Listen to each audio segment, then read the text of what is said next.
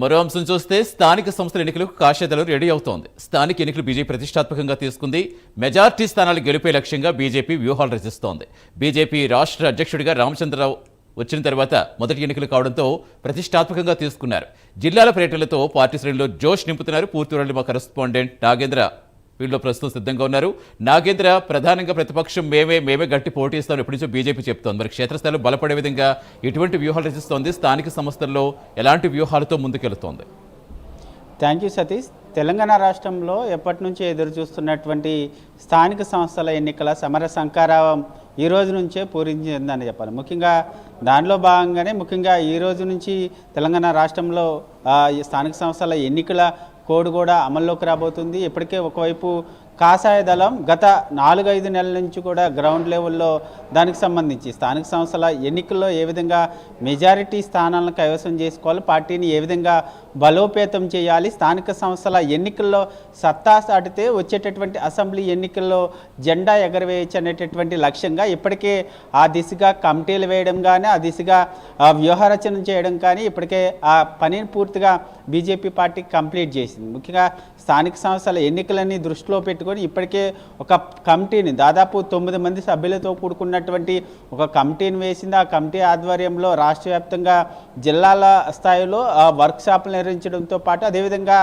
రాష్ట్ర స్థాయి వర్క్షాప్ను కూడా నిర్వహించడం జరిగింది. స్థానిక సంస్థల ఎన్నికల్లో ప్రజల్లోకి ఏ విధంగా వెళ్ళాలి, రాష్ట్ర ప్రభుత్వ వైఫల్యాలు కానీ అదేవిధంగా కాంగ్రెస్ ఇచ్చినటువంటి హామీలకు సంబంధించి దాన్ని వైఫల్యం చెందడంతో పాటు అదేవిధంగా తెలంగాణ రాష్ట్రంలో కాంగ్రెస్ అధికారంలోకి వచ్చిన తర్వాత ఏం జరిగిందన్న దానిపైన, అదేవిధంగా మరొకవైపు బీజేపీ పార్టీకి సంబంధించి విధి విధానాలు ఏంటి, ఇలా ప్రత్యేకంగా ఒక రూట్ మ్యాప్ సైతం సిద్ధం చేసుకుని ఇప్పటికే జిల్లాల్లోకి వెళ్ళినటువంటి పరిస్థితి. ప్రస్తుతం దానిలో భాగంగానే ఇప్పటికే బీజేపీ పార్టీకి సంబంధించి రాష్ట్ర వ్యాప్తంగా జరిగేటటువంటి స్థానిక సంస్థల ఎన్నికల్లో సత్తా చాటుతాం, ఆ దిశగా బీజేపీ పనిచేస్తుందంటూ కూడా బీజేపీ రాష్ట్ర అధ్యక్షులు చెప్తున్నటువంటి పరిస్థితి. ముఖ్యంగా కాషాయ దళానికి సంబంధించినటువంటి అంశంలో వీళ్ళు ఒకటే టార్గెట్ పెట్టుకున్నారు. దాంట్లో భాగంగా ప్రధానంగా బీజేపీ పార్టీ అంటే ఓన్లీ అర్బన్కి సంబంధించినటువంటి పార్టీగా ముద్రపడింది. దాన్ని తొలగించుకోవడంలో భాగంగా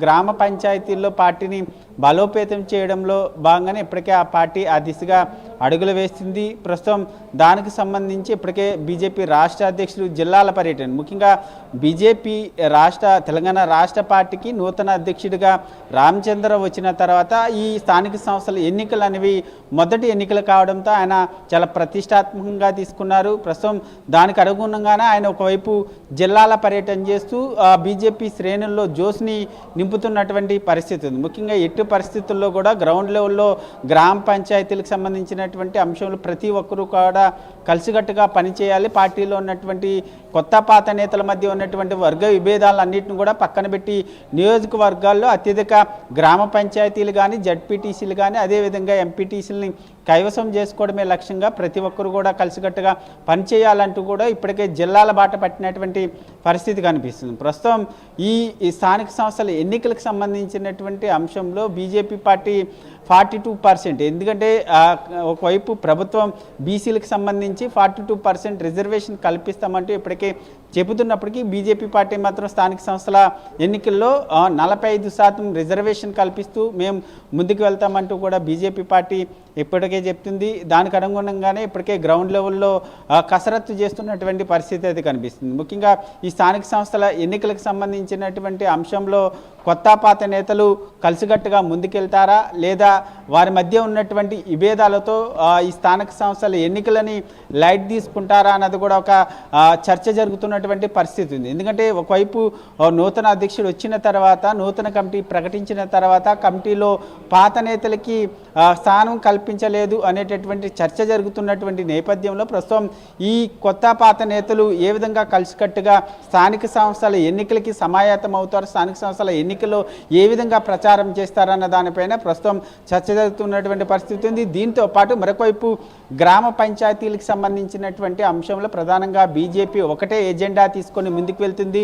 ఒకవైపు బీఆర్ఎస్ ప్రభుత్వ హయాంలో, అదేవిధంగా కాంగ్రెస్ అధికారంలోకి వచ్చిన తర్వాత కూడా పూర్తిగా గ్రామ పంచాయతీలన్నీ కూడా కుంటుబడిపోయాయి. నిధులు లేక పూర్తిగా దివాలా తీసే పరిస్థితికి గ్రామ పంచాయతీలు వచ్చాయి. దీనికి ప్రధాన కారణం కాంగ్రెస్, బీఆర్ఎస్ అనేటటువంటి ఎజెండాని, బీఆర్ఎస్ అనేటటువంటి అంశాన్ని ప్రజలకు తెలియజేయాలనేటటువంటి ఆలోచనలో బీజేపీ పార్టీ ఉంది. ప్రస్తుతం ఆ దిశగానే ఒక రూట్ మ్యాప్ సైతం సిద్ధం చేసుకుని ముందుకు వెళ్తున్నటువంటి పరిస్థితి ఉంది. దాంట్లో ప్రధానంగా ఇప్పుడు బీజేపీ ప్రచారం చేసేటటువంటి ప్రచారంలో ప్రధానంగా ప్రధాని మోడీ విధి విధానాలని పబ్లిక్లోకి తీసుకెళ్ళడం, అదేవిధంగా గ్రామ పంచాయతీలకు సంబంధించినటువంటి అభివృద్ధిలో సింహభాగం కేంద్రం నుంచి వచ్చేటటువంటి నిధులే ప్రధాన అభివృద్ధికి కారణం అనేటటువంటి అంశాన్ని గ్రామంలో ఉన్నటువంటి ప్రతి పౌరుడికి తెలిసే విధంగా డోర్ టు డోర్ ప్రచారం చేయాలనేటటువంటి ఆలోచనలో బీజేపీ ఉంది. ప్రస్తుతం ఆ దిశగా ఇప్పటికే బీజేపీ రాష్ట్ర అధ్యక్షుడు నేతలందరికీ, అదేవిధంగా బీజేపీ శ్రేణులందరికీ కూడా దిశానిర్దేశం చేస్తూ